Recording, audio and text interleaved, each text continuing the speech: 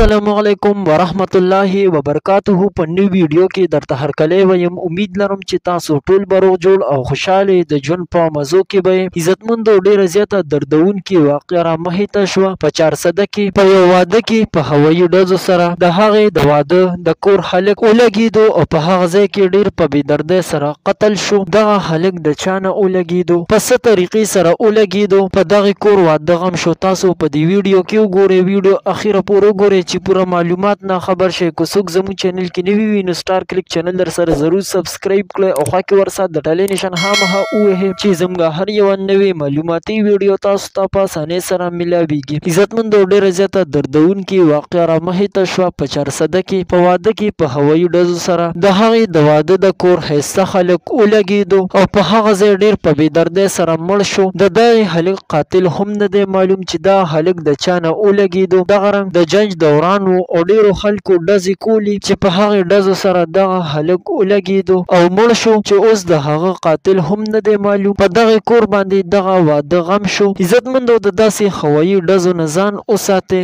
ځکه دا هوایي ډز پالتو نه ځي. دا خامخا د انسان زندګۍ ته نقصان رسوي. په خوشحالیانو کې خلک دا ډزې کوي او بیا په هغوی باندې دا خوشحالي غم شي. نو د دې وجې نه د داسې هوایي ډزو نه ځان وساتئ. عزتمندو دا ویډیو مخکې هر چا سره شریکه کړئ چې هر چاته معلومات ورورسي او د دې نه خبر شي چې دا هوایي ډزې څومره نقصاندې وي او څومره خلکو ته نقصان رسوي. دا وګوره په دغې کور خوشحالي غم شوه. عزتمندو دا وه زم د دې وخت نوې معلوماتي ویډیو. که چېرې زموږ ویډیو مو خوښه شوي وي نو سټار کلیک چینل در سره ضرور سبسکرایب کړئ او خوا کې ورسره د ټلې نشان خامخا ووهئ چې زموږ هر یوه نوې معلوماتي ویډیو تاسو ته په اسانۍ سره ملاویږي. والسلام.